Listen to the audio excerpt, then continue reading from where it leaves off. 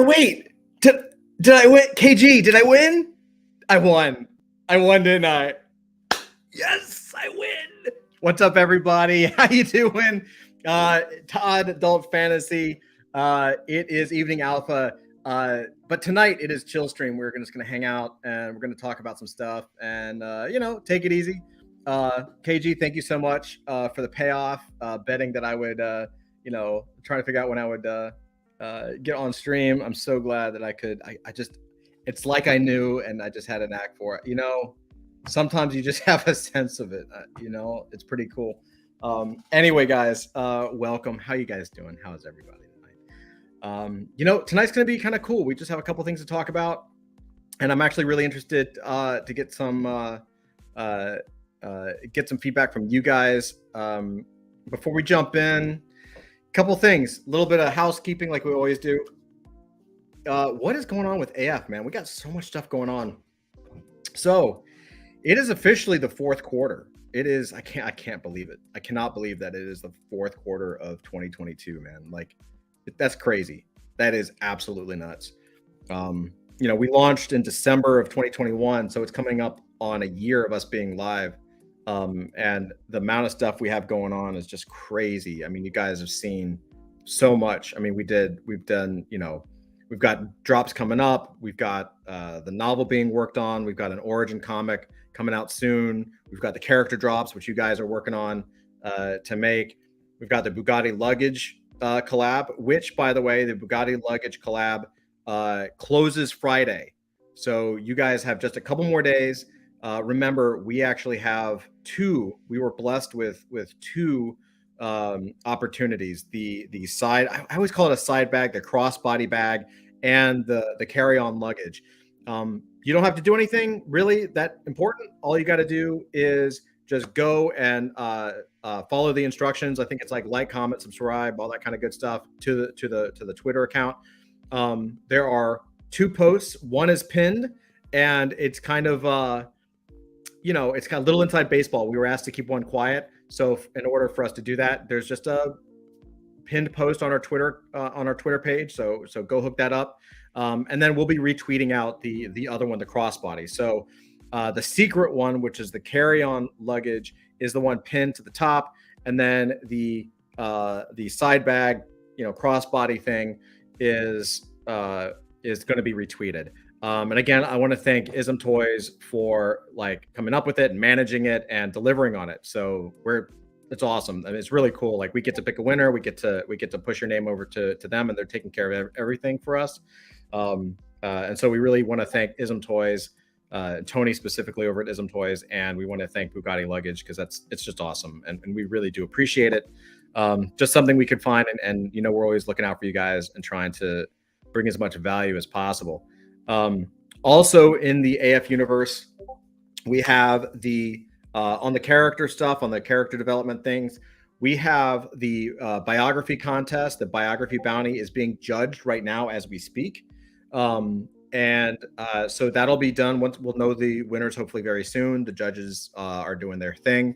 And then the art contest, for the actual character, begins right after that. I don't want to promise, but I think we can have the art contest up by the end of the week, which will give you the entire weekend, and then that'll roll into next week. And I'm excited for that because we can start doing we're going to start doing character training, and I'll show you guys how I at least use Midjourney. And I've gotten some really good results with it. So that's going to be pretty cool. And yeah, so all in all, and just a reminder before I cut myself off, the reminder that the bio contest, the art contest, the attributes contest, all of that is for royalties. So we'll be giving you guys credit towards percentage of the royalties on the primary drop of the characters. So, or whatever that character's a part of. So we're super excited to bring this to you guys. I mean, you guys know that I'm doing my best, and the whole team is really working hard to really create something that's sustainable and that can grow. And we think this is a big part of it. We know there'll be some tweaks we have to do to the machine, but we're on the forefront of this, guys. We really are. There's really not a lot of people trying to do what we're doing. And so I'm thankful, thanking thank Dusty and thank Melissa and thanking Flint and Natasha. Like we're thanking everybody for their hard work, because it is a hard work, and we're doing it. We're actually doing it with you guys, so it's really cool. So we are going to be doing next. I don't know. I don't have it on the schedule yet. I'm hopeful that next week we'll do our quarterly town hall. So we'll get the whole team on, and we'll go through it, and we'll talk about it, like what we have coming up. The fourth quarter, so my original plan, if I'm going to be fully transparent with you guys, my original plan was to have like 99% of our launches done by the third quarter. And then, fourth quarter would be like, kind of like, work on a website and tweak some stuff out and fix some stuff up. But just like kind of get ready for 2023. That ain't happening. Actually, fourth quarter is going to be our biggest quarter this year. It's just huge. We got a bunch of stuff. And what does Dusty say? Dusty says, sounds like I get a bonus and break time beyond my 1 hour a day. Well, you did. Not anymore. I'm just kidding. Anyway, so I want to show you guys this. I've been showing this around. I'm going to show it again. Gotta get all the packaging out of it and pull this out. Other stuff we've been working on. We got this guy who's out now. This is actually right now. This is a one-on-one. I'm not going to tell you a lot about this guy yet. I mean, obviously it's 344 and he looks freaking dope. I mean, it's just awesome. It's just really cool. I'm not going to tell you a lot about this just yet, because this may tie into some other things. But this is pretty cool, right? Again, more stuff that we're making, more stuff that we're putting out. Again, 100% because of you guys, with your support. This is for you, right? This is your company, your business. We're helping you guys make inroads into creating the next great Marvel universe, basically the next great character universe. Ray just says, any word on the bag resale? Ray, just, are you talking about like if we can actually buy I remember you mentioned buying the Bugatti stuff. Was that what you're talking about? If that's the case, not yet. I'm looking into it. I'm kind of waiting to hear back. As soon as I do, I will let you know, because I'm actually really okay. Yeah, that was it. I'm actually interested myself. Like it looks, I'm really excited by it. The luggage itself, regardless of our awesome design, the luggage itself is really cool. And so, yeah, I'm actually really interested to know what that is and if it's going to be available. As soon as I know something, I will absolutely let you guys know. What else can I tell you in the AF universe before we jump into just shooting the shit? So, okay. So here's what we got. So a couple things we're working on. Again, I'm just going to tell you stuff. And sometimes if it's tech, maybe it happens, maybe it doesn't, because tech, is hard to put on a deadline because, bugs and fixing stuff. The Origin comic is getting made. It is already off, you guys. So if you remember last time we talked about the Origin comic, I think Dusty had been posting questions about what you guys think should happen inside of the comic, posting that in the Discord. We took all of that. Zach wrote it up into a script, and Avery, who's the illustrator on the Origin comic, worked it out. It's a 12-page comic. It looks awesome. You guys got to see a couple of preview art pages in the Ashcan edition. The artwork is finished. The writing is done. It was passed off to a letterer. I got one of the best letterers in the business to work on it with us. Eric is fantastic. So we'll talk more about him soon. But the lettering is almost done. And right now what we're doing is we are working on what that drop is going to look like, and maybe some special pieces. There might be some special things in there for you guys. We really like building out new stuff. So if you just remember from day one, we were always interested in creating really special treatments for the stuff and bringing stuff from the real world into the digital realm. So some of the stuff we're looking at, if you if you've ever collected comics or you've collected, especially in the 90s, or you collected like collector cards, you'll know that like special collector cards or comics, there's like chromium editions or gold foil editions or hologram versions or diamond prism editions and all these really cool treatments on the cards to indicate that it's a very special rare card. So we're looking at doing stuff like that for the very special rare cards, or in this case, the very special rare comics that will be included in the Origin comic drop. I think we're also going to try, if we have time, again, I don't want to overpromise, but there are also some things, you know, we're always making improvements to the tech and making improvements to the case. Like there's some things that I kind of want to play with if Flint has time.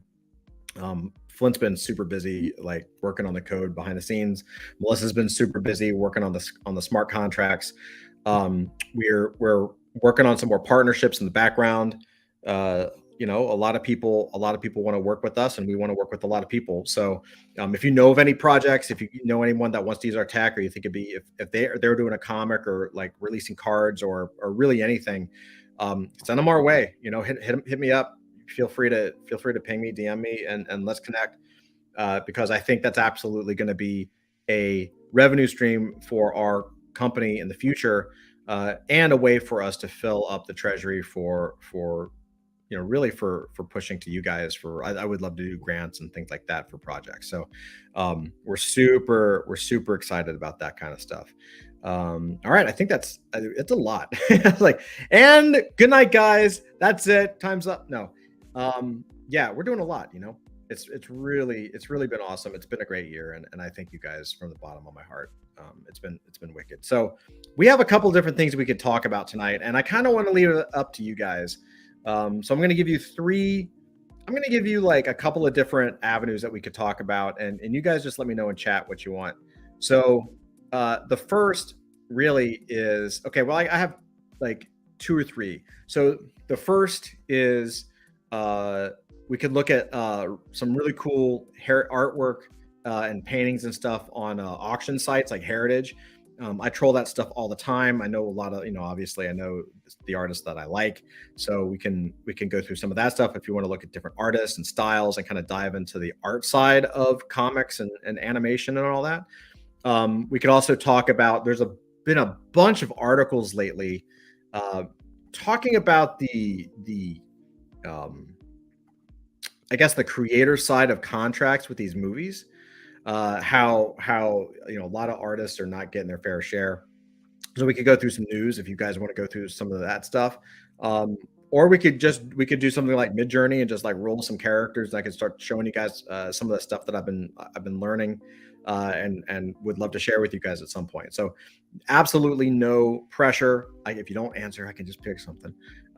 Dusty also says that we can talk about penguins, vote for penguins. Penguins. Thanks, Dusty. Appreciate your help. Always helpful. Always suggesting helpful things. Appreciate you. I guess we could talk about penguin migration patterns if you really wanted to, or if you don't want to put anything in there. I'm just going to jump in to look at stuff. So I know I'm just going to go ahead and start, and you guys tell me what you guys want, and we will look at it. So let me just pull some stuff up, and we'll just go, and we'll just check some stuff out, and it'll be fine. So one of the things I really love to do is I love art styles. Bad Kitty, awesome. Okay, cool. Right on. Bad Kitty, you called it. Let's do it. Check this out. In fact, while I'm doing this, Willie D says art showcase. Awesome. Let's do it. Cool. All right, look at that. You got Star Trek up there too. That's pretty cool. While we do that, I'm going to say hello to everybody just because we're early. Mobius Strip. What's up, Mobius? Mobius did a phenomenal, was on our show, I think yesterday, and just phenomenal. Awesome talent. Please go check out Mobius Strip's work. He's all over Twitter. The Fuckles is badass, so please go check it out. Jennifer, what's up, Jennifer? How are you? Welcome. Willie D, LF Chill. Ooh, I like that. You know, how can you not be excited for story time with Uncle Todd? KG, what's up, man? Thank you. Yeah, I know. I'm going to skip all of the time, the gambling on the time, especially since I won. I I mean, you just got to turn pro like me, and being able to guess time. I'm just saying. You know, let's see. Willie D says it was rigged. It probably was. It probably was. You win. What's up, Natasha? How are you? Welcome. Rageous, what's up? How are you doing? Of course. And we went through the bag resale, and I think we're caught up. Willie D says art showcase. All right. Art style, art showcase. Okay, we got it. Awesome. So, all right. So this is Heritage. Heritage has a ton of auctions all the time. I will tell you that the best ones are their premium. Like they have a premium auction once a quarter. In fact, maybe we'll put that down because those are incredible. Those are the auctions where you see the works that are selling for like hundreds of thousands or just tons of money. And those are like the super gold pieces, right? The historic art, comic art, and animation stuff. So I think the next one is in December. They usually do it towards the end. They just had one for comics. They actually just had a really awesome one for anime cells. That was really cool. So what this is what collection was this? This was the not Warren Ellis. What's his name? I can't remember his name. Anyway, famous author, Harlan Ellison. God, thank you. This is Harlan Ellison's collection. So I guess I think Harlan Ellison recently passed away. I can't remember, and so I guess his estate has decided to sell some of the work. And so this is his personal collection. And so Harlan Ellison's classic sci-fi. So there you go. You have that's actually Leonard Nimoy and William Shatner, and that's Harlan Ellison in the center. So there's the man himself. That's pretty cool. But I was looking at it, and he actually has some really cool artwork. So we're just going to pick through some of it. I'm going to just kind of go through quick. Let's see what we got. And if you guys see anything that you like, ping me and I'll try to remember. So this is Dan Brereton, The Black Terror. Oh, it's a story page. It's a book. Oh shit, that's gonna be cool. So Dan Brereton. So this is all painted. Dan Brereton is kind of like, he hasn't been around for a minute. Like, I don't know what he's doing right now, but he kind of ruled the 90s with his painting style. He just did a ton of stuff. And he's just got these crazy bold colors. What's funny is like it almost, I mean, this is, please don't take this the wrong way if you're actually watching this, Brereton, but it kind of looks like Midjourney art to me now, which is like actually a compliment. I'm giving that a compliment because I think Midjourney art is pretty badass. But if you notice, let's see, if we go down to the pages, this is crazy. Like, these are painted pages. So this is what, if you can see, and what's really cool is when you look close, you actually can see, and I think you can see it from your screen, you can actually see the ruled off panels, right? So I'm going to zoom out real quick so you can kind of see it in full. Like, look how awesome that is. The colors are just so bright, and it's so much energy. And then you zoom in and you just really get a feel for that. Like, look how dynamic that panel is. Very gestural, just gorgeous, man. I think those are, I want to say it must be gouache. It's not watercolor. It's got to be gouache. Ooh, look at that. So dope. Let's see. I think there's one more page here. Let's see what the whole thing looks like. What's really cool is that he was able to, like, comics, old school comic printing, like in the aughts, in the 2000s and up till now, like, the coloring style of the new colorist is a little darker and a little more toned and a little more realistic. But prior to that, it was way more pop and way more bright. And I think Dan Brereton's style always had like this glow to it that reminded me of classic comics. It just beams light. You know what I mean? Like, there's so much color in here, but it's not overwhelming. And that's true mastership, man. When you can kind of do this and the like, I'll show you what I mean. Like, you have these three characters here. You've got he's hiding under this, I don't know, wherever he's hiding. And then you've got the mid shot, kind of the close-up shot of this character. and then the main character is running. But if you notice the red, like the blood on the hand and the face, it's like a straight line. It's like you put a ruler down right here where the hand is, the mouth, and the hand, and it's just a straight line of color. So your eye goes from his face right through, and that's really difficult to do. That's really not simple. That's planned, right? And so it's really amazing to me. Does that make sense, guys? Like, does that kind of, do you see what I'm talking about? It's pretty wicked. Yeah, KG says it's so cool. And Jennifer says it's amazing. Yeah, Brereton's badass. He's phenomenal. Let's see what else is going on. So that's Dan Brereton. It is one of the cool things one of the reasons why I really love going through the auction sites is because you can, and this is something I'll give you guys. Okay, you guys are on here. I'm going to give you a hint, a little secret to the Midjourney thing, especially since, you know, it's tied to royalties and, you know, as a contest prize, and you know, it kind of needs to fit in the style of adult fantasy, right? And you're like, well, how do we do that? Well, one of the ways you do it is by picking comic artists. You can pick animators too if you want, like animation directors, but I honestly have had more luck with comic artists. And if you don't know who the comic artists are, which you probably don't, and that's okay, you know, no one's perfect, you know, I get it.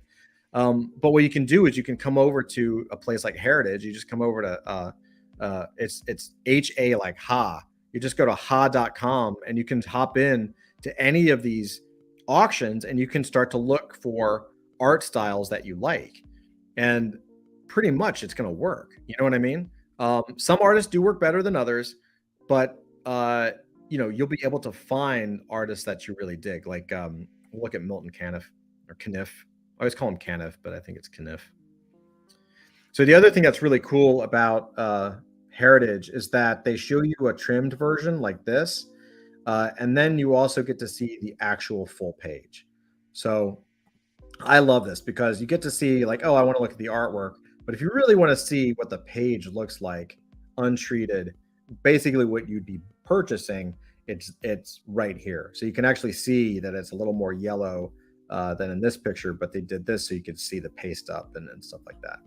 So just for art style, we're going to look at this for the artwork. So Terry and the Pirates, Milton Caniff. This is the 40s, 1940s. Does a copyright somewhere? This is strips. These are we're in newspapers. There you go. 1944. So this is 1944. These are two strips. You can see because right here there's a cut. So they just stacked on the scanner whenever they, or however they took a photo. They just stacked it so you could see the work. And one of the things that I love about Milton Caniff's work is just the pure composition. So forget the story, forget the anatomy and all this. Like, look at this. Here's a trick. If you sit back, I'm sitting back maybe 2.5 feet, like an arm's length from the screen, right? Like this. If I just sit back and I kind of like squint my eyes, all of a sudden it eliminates for the most part what it is, like the character part of it, and all you see is just the composition, just the shapes. So and it's just perfectly balanced. The balance. So to me, and especially like with classic illustration and classic cartooning, to me, the masters always had this ability to do 50%, 50-50, meaning 50% white, 50% black, so that it was always perfectly balanced. And Milton Caniff is one of those guys. Like, this is a Sunday comic strip, but you look at the detail of it, like just look at that. You know, just looking at the black to white, it's just so balanced, right? He's creating folds and clothing and all of this stuff, but it's just perfectly balanced. That is, again, that's something that just takes a long time. It takes a long time to master. And it's just gorgeous work. Even the panels where the characters are walking and tackling, there's a reason, like this second panel, there's no ground, but you can tell that there's a ground because of how the plane is and where you put the characters. Like, it really works to make you feel like this person got tackled, even though there's no background, right? And to show you what a master really can do, if you imagine in this second panel, if you imagined a background, it actually would be worse. It would actually take away from what he would want you to look at, which is the tackle. Does that make sense?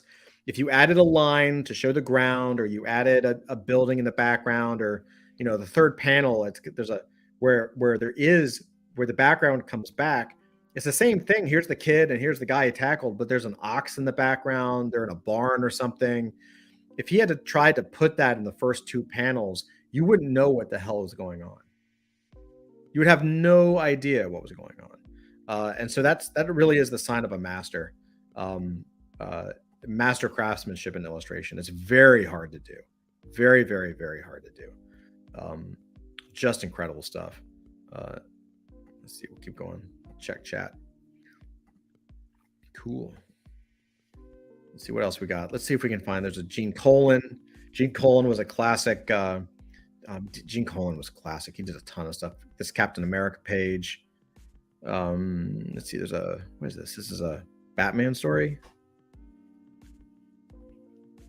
Yeah, that's a good one. We'll show some composition stuff. Oh, this is a whole story. Holy crap. So the other thing to think about, one of the reasons why you guys might be interested in this is, again, when tying it into something that we can use for these contests and these characters, when you're using Midjourney or an AI, any kind of generative thing, the composition is super important. You got to remember, if it's a character, you got to remember that at the bottom it's going to have the name. So if it's not showing enough information, if the character's too close up and it's cropping the head off in a weird place, then you're not going to have enough information. If it's not enough detail in the costume, then there's not a lot to work with in terms of creativity. So these are things that you really want to kind of play with. And so this is Gene Colan Batman. And again, if you squint, you just sit back and you squint, it's just perfectly balanced. Like, in real life, there is no reason for the front of these buildings to be completely shadowed in black. That doesn't actually happen in real life. However, in comics, especially classic comics, the reason you would want to black that out, one, is for composition. It's a black bar. Batman is on top of it. You can almost see that these are just like big shapes that are kind of just placed there, and then almost like chiseled out. And then it's enough for you to know that the sun is basically coming up from this corner over here, like top left. So the sun is in the top left, hitting down, and you can see that it's hitting the roof and missing the front of the building, which is why it's black, and then hitting this side of Batman. So that's why you see his body, and then under the cape, it's missing. So that would be black. And then this side of his cape, his cowl here, would be in the sun, and then it would fade to black. And just that is enough to really help to create weight and dimension to the form, to the character. Same thing. Look at this. Like, you've got Batman jumping off a roof, and he's doing a forward flip and then landing. Is he bouncing? I guess he's bouncing off of this and then landing here. And so your eye is a diagonal. It's just like a perfect diagonal line. And for this shot, Gene Colan decided to keep the shot. Like, he redrew the shot. So panel 1, you're standing at the same place as panel 2. And the only thing he did in panel 3 is he zoomed in just a little bit on this what do you call them? The little overhang thing. I can't remember what you call it. The umbrella part that hangs over like the front of a bodega or something, or a restaurant. And that's where he bounced off. So he's falling down towards you, bouncing up and kind of running away. And he's got a ton of pages here. I don't know if I want to go through all of them. Oh, look at that Batman. That's just dope. Look at that. Look at that perspective. And it's all gestural. Like, this is not 100% real anatomy. You know, the arm over here, Batman's right arm is all kind of cockeyed and kind of weird. Doesn't even fit in the body the right way. But it doesn't matter. The power of it and the shifting of it and the perspective of it brings home exactly what the emotion is. You know what I mean? He's moving quick and he's thinking, damn it. And he looks worried. His face has kind of a worried look to it. And the shadows define the shape. And you saw that with Milton Caniff too, right? Or Caniff. The shadows define the shape. And again, that is not easy. At least it's not easy for me. I think some people can nail it out of the park. It's always been a challenge for me though. Look how good that stuff is. Anyway, let's keep going. Is this helpful, guys? Are you guys having fun with this? Let me check chat. So cool. Yeah, awning. Thank you, KG. Totally. Are you guys digging this? If you're not, we'll find something else. That's pretty cool. That's a nice one. Awesome colors. Dick Dillon. Dick Dillon's pretty cool. Let's see. Deathbird. Will Eisner is the king. Will Eisner, I'm just going to, so without having to look at it, like Will Eisner is the king of graphic novels. Where is it? So Will Eisner basically invented the graphic novel. He coined the term. Now there were in the 40s. In fact, there was the very first graphic novel. I believe it was called a graphic novella, and I can't remember the illustrator. In fact, the very first graphic novel, like novella, was actually the illustrator was African American. So the very first American graphic novel was done by an African American guy. I can't remember his name because he actually wasn't. He did a ton of work, but he wasn't like a huge name. I should know better. I actually should know his name because I've actually been searching for the graphic novel for a while, and I just can't think of his name right now. But Will Eisner came out. In fact, created something called the Eisner-Iger Studio, and Bob Iger ended up going on to basically run Disney. I think his son was Bob Iger.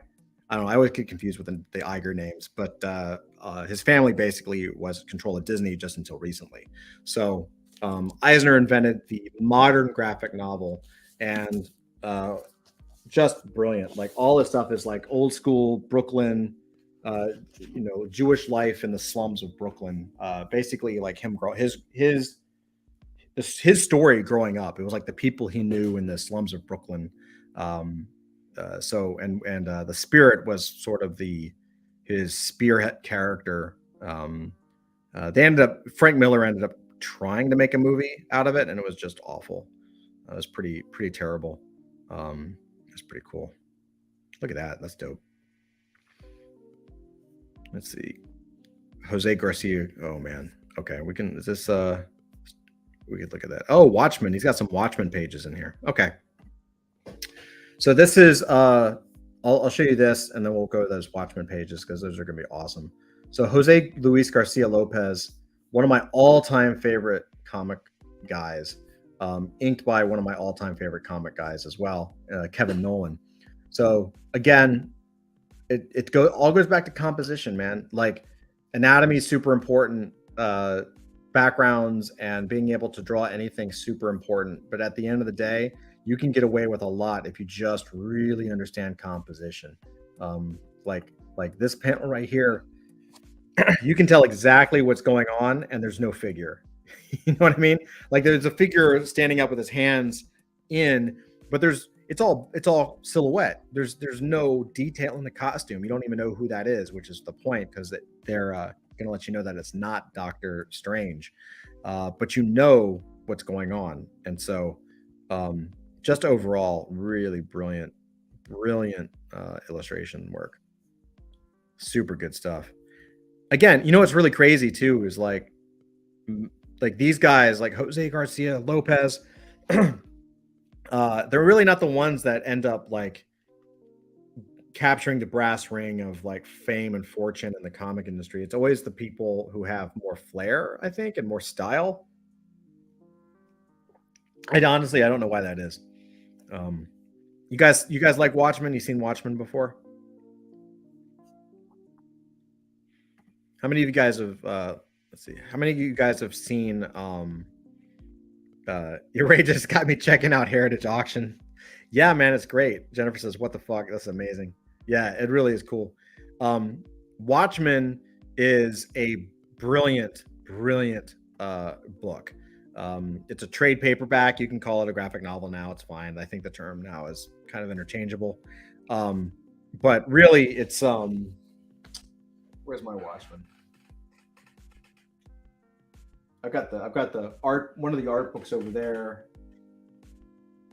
Watchmen is somewhere. I don't know where it is right now. It's over here though. Anyway. There it is. So Watchmen, if you don't own the book, I will tell you this 100%. If you don't own the graphic novel, trade paperback, whatever you want to call it, go get it. You can get it cheap on Amazon. Every single bookstore has it. Comic shops have it. You can get it anywhere. You are going to get like it is a masterclass in both writing and storytelling. It is there are several masterworks in comics, but there's a reason why Watchmen is one of the best. Alan Moore is at the height of his power as a writer. Dave Gibbons, height of his power as an illustrator. Just absolutely phenomenal stuff. And again, like different style, British. So not as flair based as the American illustrators who are more like power dynamics, like Gene Colan and all that. Way more pure storytelling, but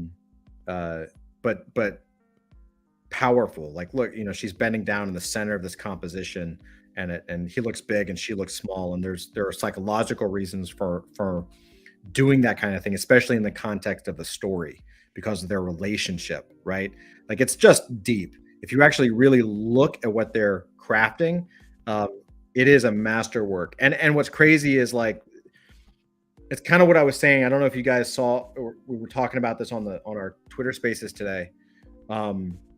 This is kind of what I was talking about, where the modern way of storytelling is to look at TV and look at film and see how they make shots within the box, within the widescreen format or the television widescreen format, and look how they do that shot and then mimic it through storyboards or through comics. And that's only natural because we live in video now. I'm on video right now. You're watching a video. Everything is video. Like, everything is in a rectangle. And that's fine. However, when you go to a classic comic format and you're actually looking at classic storytelling, they're able to do things for specific reasons that cannot be emulated or are very, very hard to do inside of film, right? For instance, panel one, forgive me for not remembering all the characters' names. I mean, I remember Dr. Manhattan, but she's crouching down in the center, picking up trash, and he is larger than life, and he's kind of working on this thing. Well, if you know the context of Watchmen, you understand that that's 100% the feeling that these characters have inside of their relationship with each other. And to put that into an illustrated form and to think about that and say, yeah, I'm going to make her, there's only one. Why would you make her small? Like, these are conscious decisions. And then it's perfectly sequential where she's walking and then sitting while these things are happening. And he continually kind of gets bigger. These are storytelling choices and devices. And so you just want to, if you're thinking about doing comics, and I highly recommend it, you know what we may do, I'm gonna sidebar for just a second. I'm gonna pop back to see you guys. We may do a 24-hour comic. I can't promise it because I don't want to drop dead. However, if you want to see me drop dead, no, I'm just kidding. A 24-hour comic is basically where you have 24 hours and you draw a comic book. And the only rule is you can't come prepared with anything. You can have an idea in your head, right? But you sit down and you can just take paper and you can fold it in half, whatever you do. you have to draw a comic book in 24 hours. And that's it. That's the whole thing. And it's a lot of fun. And maybe as a group, if you guys want to do it, we could do it. We'll do a 24-hour live stream. That could be a lot of fun. I'm just throwing that out there. We've talked about it a little bit. Dusty and I have talked about it. I want to see Dusty draw Watchmen. I want to see Dusty's graphic novel. KG says, "Oh yeah, Watchmen, great movie. Great movie, not so much." You know, I'm not a massive Snyder fan, but I will say the Watchmen movie I really loved. I was like, you know what? I never thought they were going to be able to remake the book in any. I mean, the book is so deep, and it's such a visual perspective that I never thought it could be replicated. With that said, I thought Snyder did a brilliant job with Watchmen. When I saw the Watchmen movie, I was like, holy shit, they did it. Now, I didn't know that Snyder was going to turn that into his personal house style and kind of overdo it. That style doesn't work with everything. It works I thought it worked great with the movie though. But yeah, I know it's not as good as the book. Nothing is going to be as good as the book. Bad Kitty says Rorschach was my favorite Watchmen character. Oh yeah, he's badass. Rachel says, look at that blackout behind him on the top right. Yeah, exactly. I'll look at that back again in just a minute. If you can use Mad Journey, I'm totally down. That defeats the purpose, sir. That defeats the purpose. Let's see. Yeah, the blackout. And so what's really cool here, and that's a great point. Like one of the things that's happening in their relationship, and you can kind of see it, is that, and this is why it's so crazy, because this is just 3 panels out of the whole book, and this is why you could really look at this book kind of forever and still figure out, like, find things. So basically they're dating, and in their relationship at this point, she's disaffected. He's not paying attention to her. He's kind of like this Reed Richard personality, but now he's like even bigger than that. It's just like the whole universe basically bends to his will, and he can do anything he wants. And so he's not paying attention, not just to her, but not even to the littlest things. And so in the first panel, she's small. And in fact, it's like she's like fitting in his arms. Like he's not wrapping his arms around her. He's just like going around her, right? And she's picking up trash off the ground. Well, why would they choose to draw that? Why would they choose to write that? Why would you say she picks up trash off the ground and they illustrate it?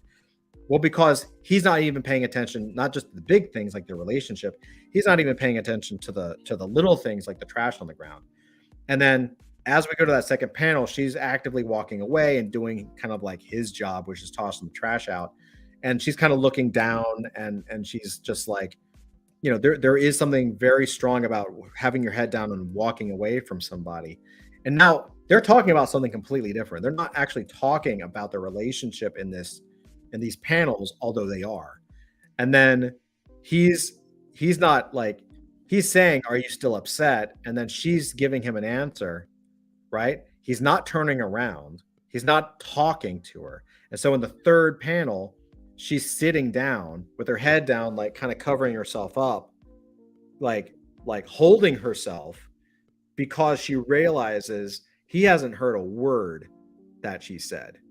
He hasn't heard a word of it. And so then you have that black behind him. Like there's just nothing. He is just focused on what he's working on. There's nothing there. And that is really freaking powerful.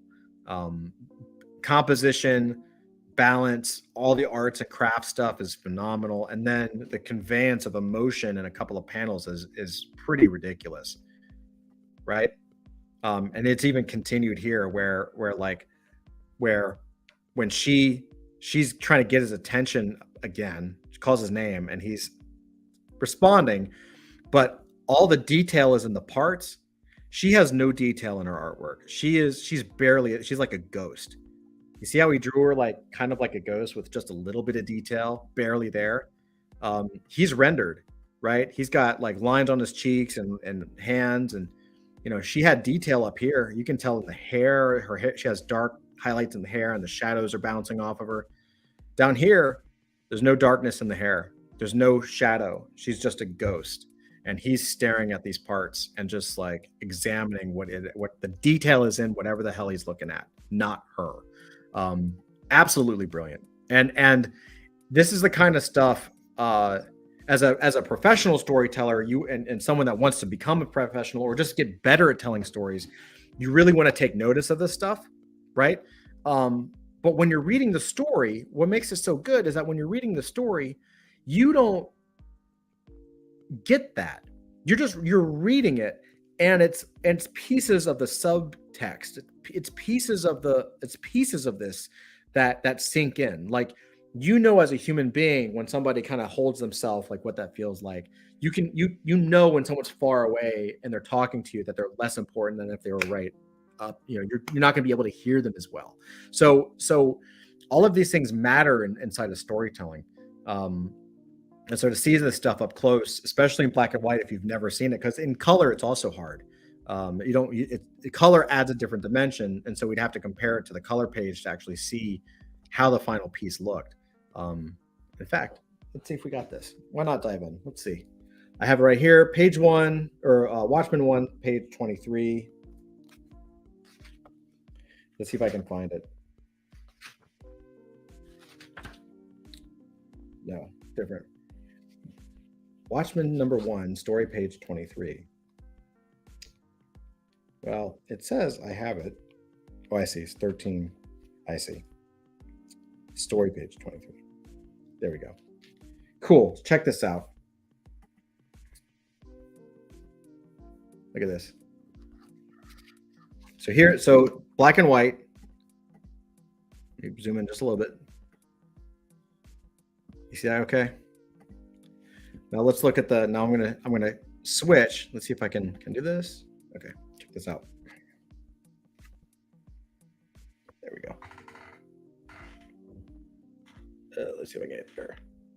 So you've got those colors. Again, her color is red, and so you can see her a mile away, even though she's down there, and she's like, it just really pops the shapes, right? Like you can see where everyone's focus is. It really gets them crystal clear. But then check this out, how they use color. Look at that panel. You see all of a sudden she's like a purple, kind of like fading into the background near the black.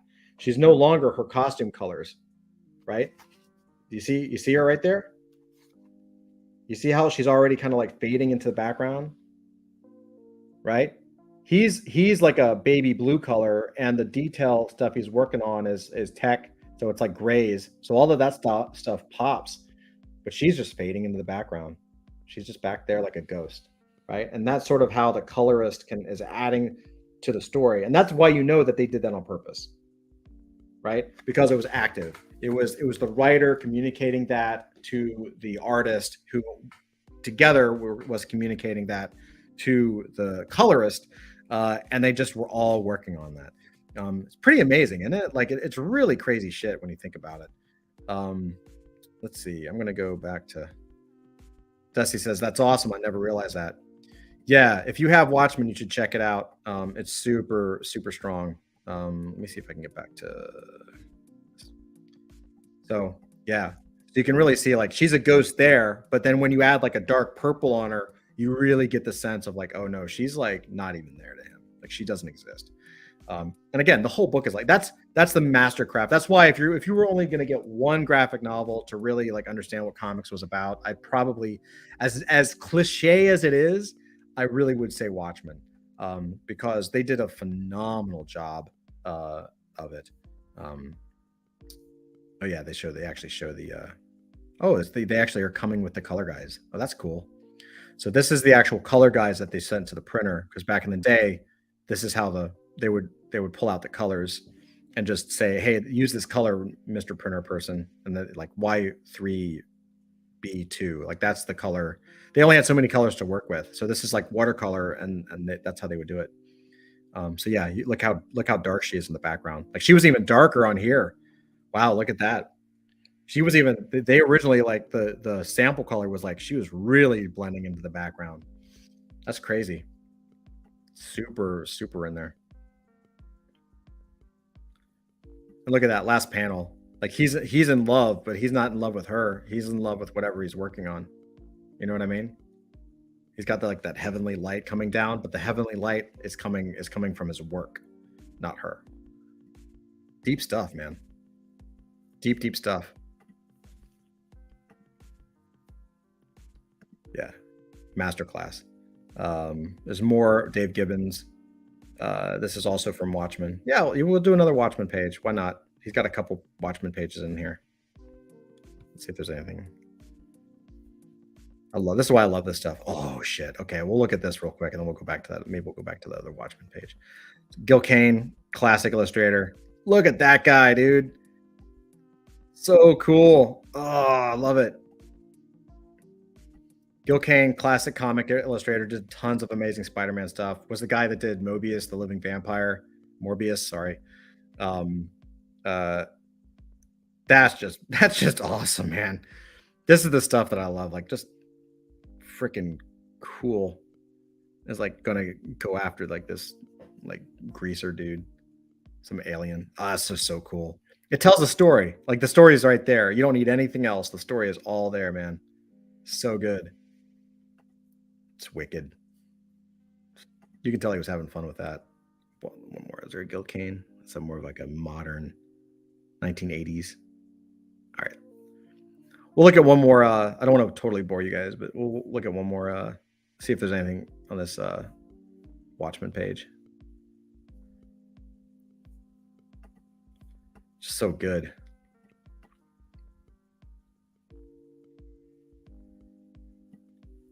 Passage of Time. That's a great one. Yeah. Okay. Well, I'll show you another. This is great. Okay. This will be our last Watchmen page for tonight. We can look at like maybe one or two other pages.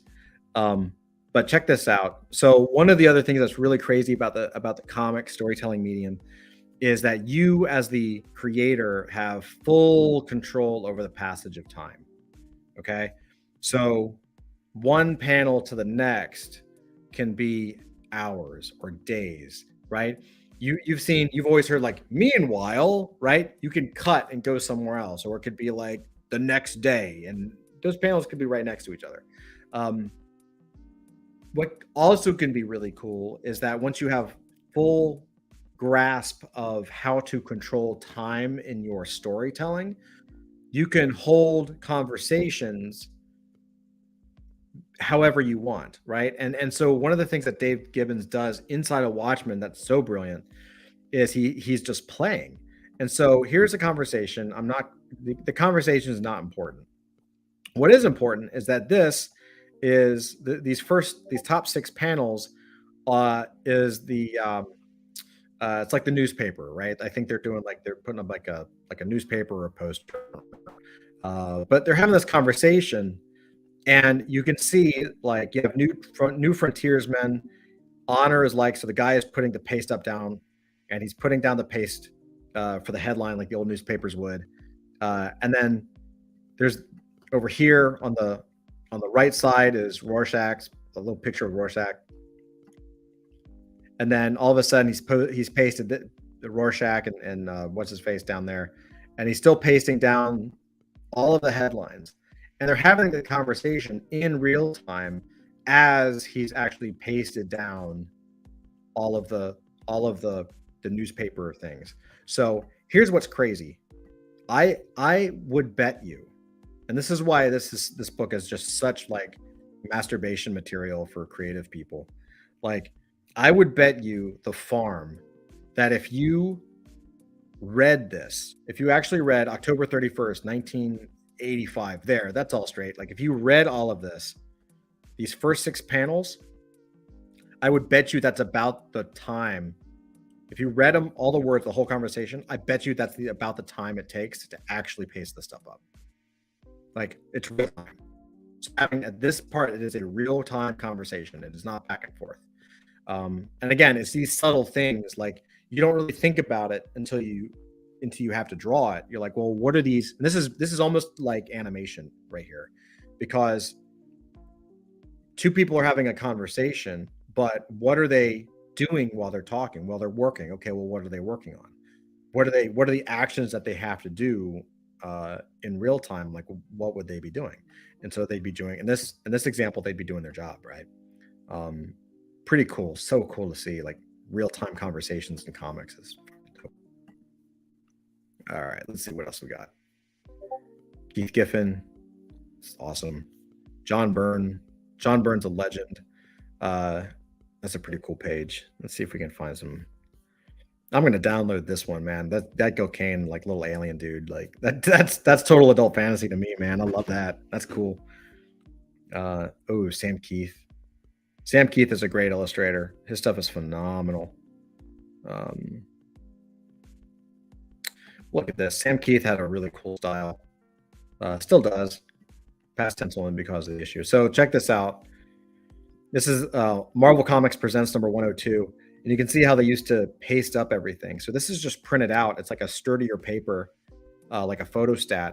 And they would print this out and just like glue it on. Basically, exactly what you saw on that Watchmen page that we just looked at. That's what this is.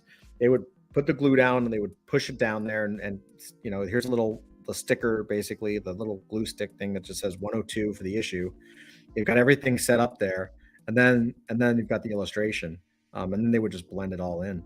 And Sam Keith was super gestural. So this is let's see if I can get a little bigger without going too crazy.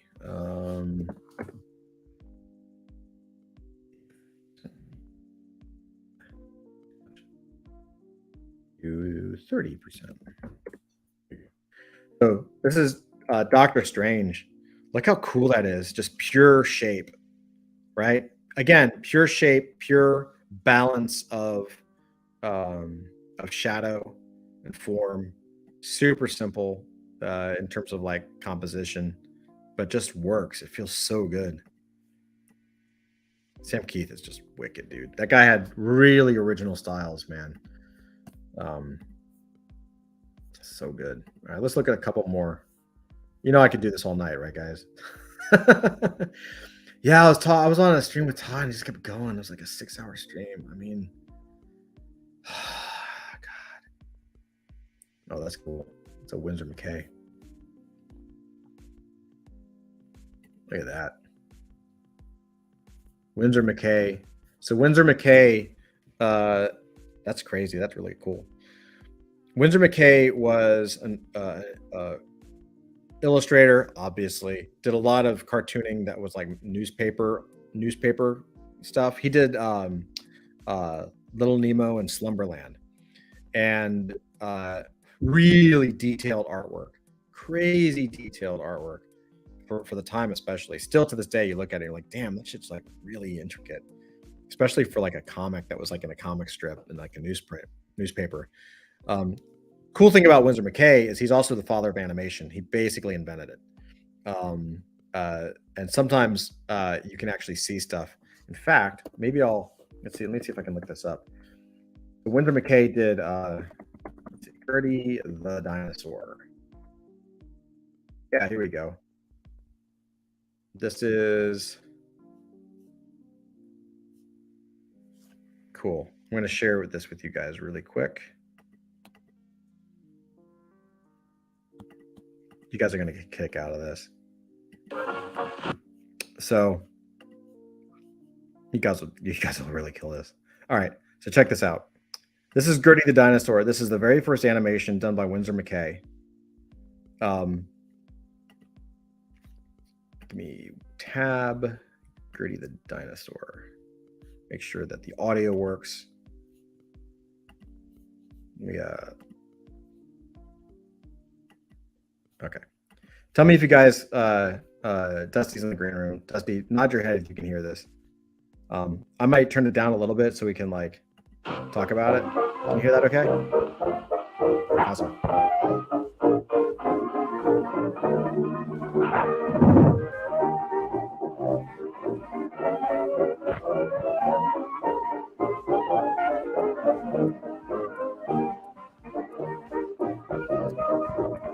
So the cool thing about this is that this was a short animation that he did. And again, it's called Gertie the Dinosaur. And this is 1914, right? 1914. So he makes this movie, he does this animation, and it's so realistic that people when the dinosaur came on screen, they freaked out and ran out of the theater screaming because they thought it was real. Let's see if we can. It's like 8 minutes. So let's see. He's like, oh, look, there's Winter McKay.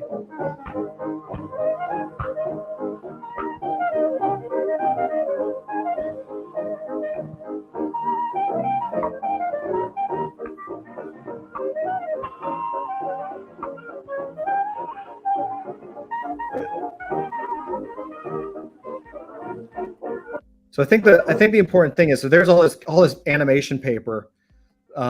Took them 6 months to do this. I'm going to pause it just so we don't get any kind of weird strikes or anything.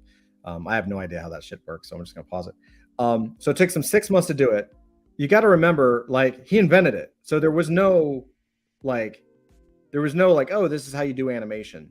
He sat there and figured out, like, if I do one illustration after another illustration after another illustration after another illustration, I might be able to get this character to move, right? So he's just sitting there. There's no history. He's just like, oh, I'm going to draw several thousand drawings, and I think it'll actually work, right? Like, he completely this is him inventing an entire field of medium, right? Like Disney doesn't happen without this. Anime doesn't happen without this. It's pretty cool that we actually have like footage of it. 10,000.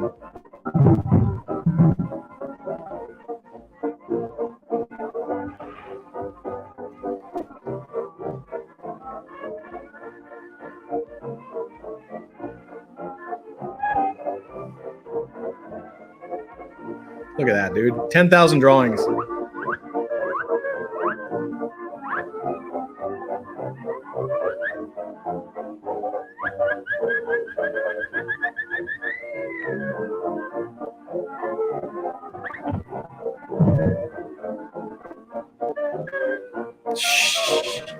And what's crazy is, like, they actually have these things actually come up to auction sometimes on Heritage.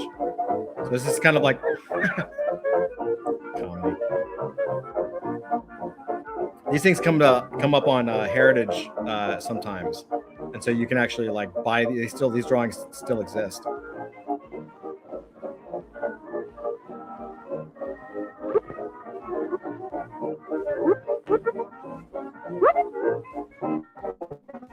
Let's see. Yeah,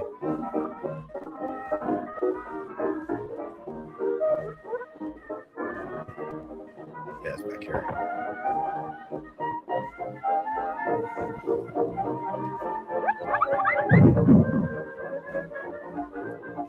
And now Mr. McKay will show what he thinks a dinosaur looks like in real life.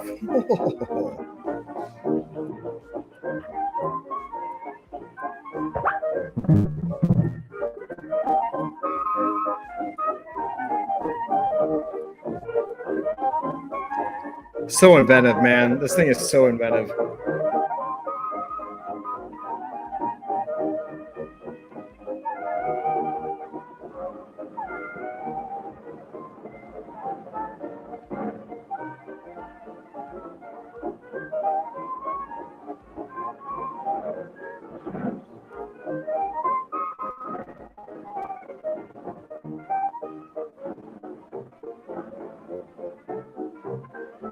Watch this.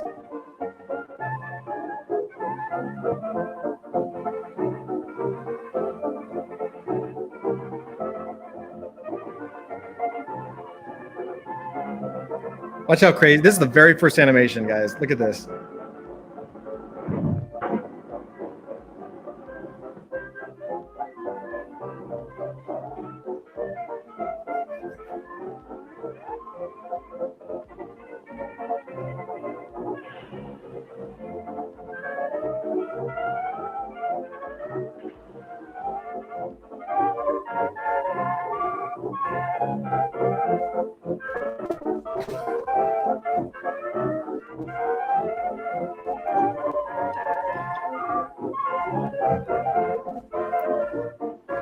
Can you imagine like people seeing this for the first time and not knowing what the hell they're looking at and just like They just start running out of the theater because this right here, this whole thing, it looks like a documentary, but this was actually what they were playing in the theater, and so people were just freaking out. Just incredible. What do you guys think? Let's see. We got comments. Ray just says 6-hour stream and then KG won the spin. Dusty said it sounds like the first 10K NFT project. Non-fungible drawings. Pretty much, man. That's hilarious, dude. It really is. It really is, man.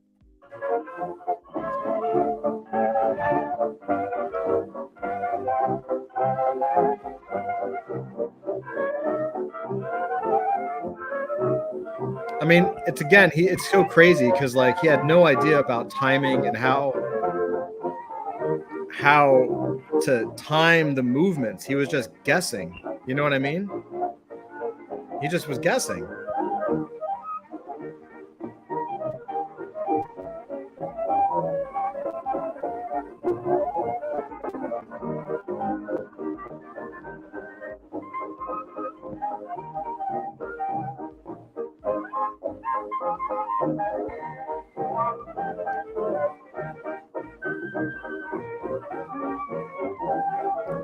Does the animation again, the loop.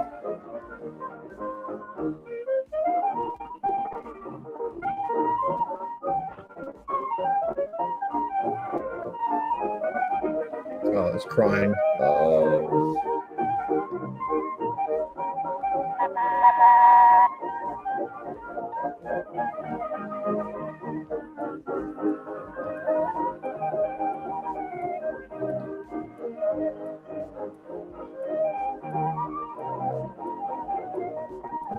And think about how like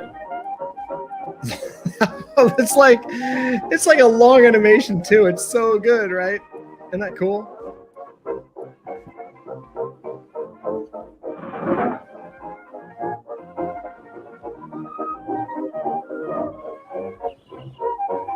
Yeah, we'll just have a woolly mammoth walk by, and I'll just animate a woolly mammoth. It's fine. Everything's good. Just toss them in the lake.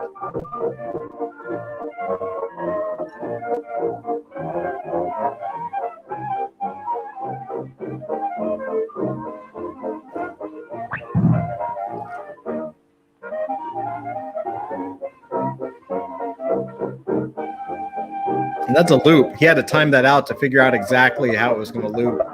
Like the breathing is just a loop, I think.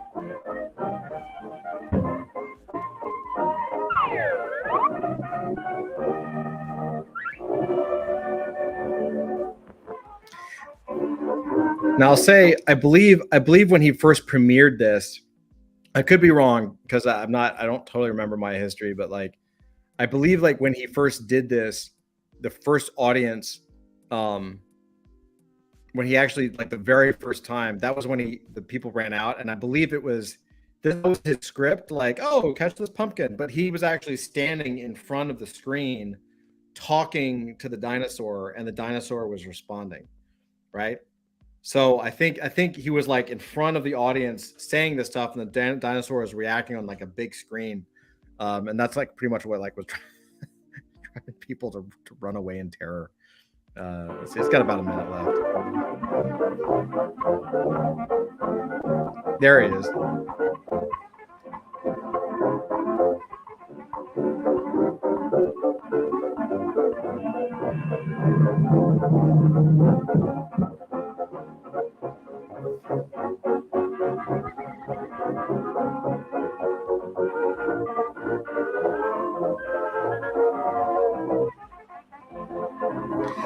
Like, I just want to hold on. I just want to show you this.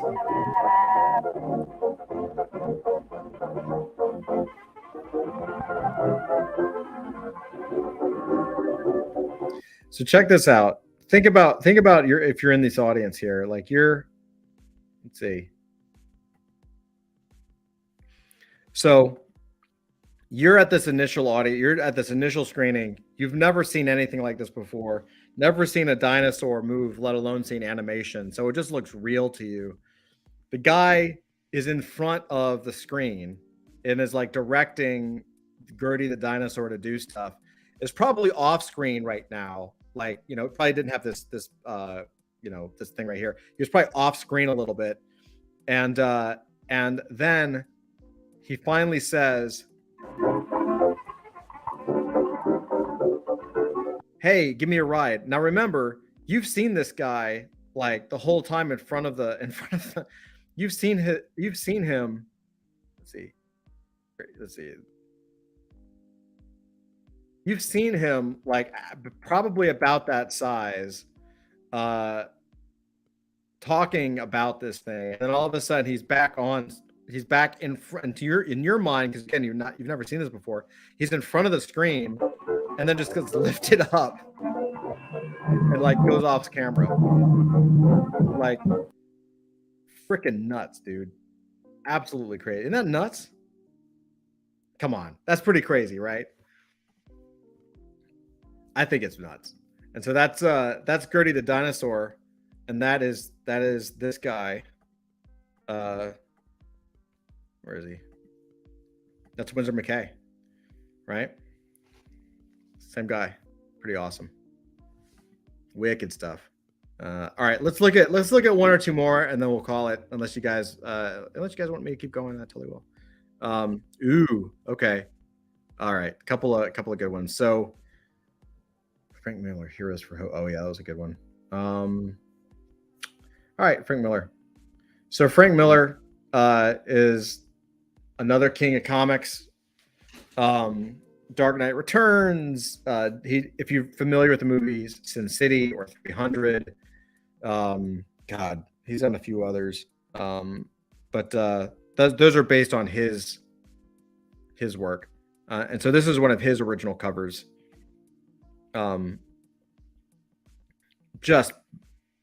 Look at that. Just perfect composition. Again, not about being realistic, you know, just the idea that there's like all these floating cages and this person's like locked in one. That's pretty cool composition. Really gets the point across. I wonder how that was done. It almost looks like it was done with like maybe like taping down something, like using different tapes. You know, like maybe like a low tack tape and just taped everything down and masked it off, and then just like, you know, did black for everything, you know, like ink washed the entire thing except for the character and did that by itself. That's really, really tight inks. Pretty cool. And then we have Mobius. Not Mobius strip, Mobius. Mobius is another, this guy's a French legend. Just incredible. Really amazing sci-fi. He's someone you might want to try to pull in Midjourney or your AI attempt. Like I bet a Mobius image would be just crazy looking. All right, a couple more. Let's just see. I'm just looking. I'm just gonna see if there's anything else. This is Jerry Siegel and Joe Shuster. This isn't Superman, but these are the guys that created Superman. That's pretty cool. Oh shit, that's cool. This is the painted cover to Spawn #2. That's cool. I didn't know it was a painting. That's sick. Wow, look at that. That's crazy. That's just gorgeous.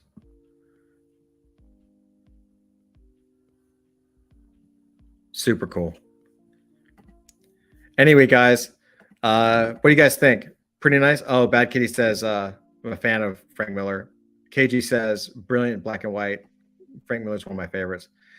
Yeah, Frank Miller is the freaking legend, man. What is this? trying to see if this is how original art. Let's see. Original cover art produced in airbrush by Stacy over Macrona's printed line work on 11 by 15 artboard. Signed in the at center left. So this is the, I guess this is the original art to issue number 2. That's crazy. Damn, dude. Wow. Hell yeah. That's nuts. That's a dope fucking cover. I would, if anyone wants to gift me Ken Stacy's cover to Spawn number 2, I would love you guys. I promise to be a good boy. Just saying. Anyway, anything else? I could do this all night. You guys will get bored. Okay, actually, this is perfect because now it's going into the comics. So once it gets into the comics on in Heritage, there's probably more comic art, but it gets a little buried and it gets a little hard to find. And they usually in the auctions, they'll usually put the special stuff right up front. Let's see what we got. Oh, wow. There you go. That's neat. Look how crazy that is. So awesome. All right. Well, guys, I hope you guys enjoyed this. It's a little trip. I love doing this stuff. Dusty says that animation of Gertie is so cool. Yeah, you don't really realize it. And I think it's even hard. I try to put myself in the audience's place during that time period. And I know it can't, but to think like they're seeing something for the first time that they've never seen before in a way that they've never seen it, and experiencing something completely new, is crazy. It's kind of like, yeah, I mean, you Dusty actually mentioned it, like, sounds like the first NFT project, like the 10K NFT project. It kind of is, right? Like, I guess the way to look at it now is like when all of a sudden there's like NFT archaeologists and they find something from 2015 and it's the first naming service. Oh my God. And people just like, boom. And they just rush to it. You know what I mean? I think it's kind of the same thing. We're just like, whoa, crazy. Yeah, it's really neat to see. It's really cool. It's even amazing that like you can still find Gertie the dinosaur cells, animation cells, the drawings up for auction. I've seen a few of them for sale. They're not like easy to find, but people have them still, and that's crazy. It's over 100 years old. It's 100 years old. I mean, again, you don't have Disney without that. You don't have any anime without that. Nothing. Doesn't exist. That guy invented it. That was him inventing something, and it's just badass that there's actual documentation of it. And of course they kind of make a little film out of it, like, oh, drop in the drawings and celebrating, like ritzy stuff, which is probably not true at all. But yeah, it's pretty cool. Anyway, guys, thank you so much. If any questions, you guys want to talk about anything? Otherwise, we could end it. We can chill. We'll probably be in Discord. I don't know if we're doing games tonight. It really kind of depends. Let us know what you think. Again, just a reminder, because we should do reminders. Let me find out what I was supposed to talk about. Oh, I can't find it. Anyway, so the Bugatti luggage thing is ending on Friday. It takes 2 seconds. Go share, like, tweet about it. Win the thing. Go get it. I will find out, I promise, Regis, about if we can buy the luggage, because I am really interested in that. I have plans eventually on our roadmap, not now, but eventually on our roadmap. I'd love to have a store that we can actually have stuff. And if that's something that can be on sale, why not have it in an online store or something, or at least offer it, so that offer a link to Bugatti so that everybody can purchase. The Origin comic is being worked on, and Biography Bounty is being judged. And the art contest starts soon. So use Heritage, use Google, whatever. And we're going to work together to mess around with it and stuff. So we'll take care of everything. So with that, Guys, I love you.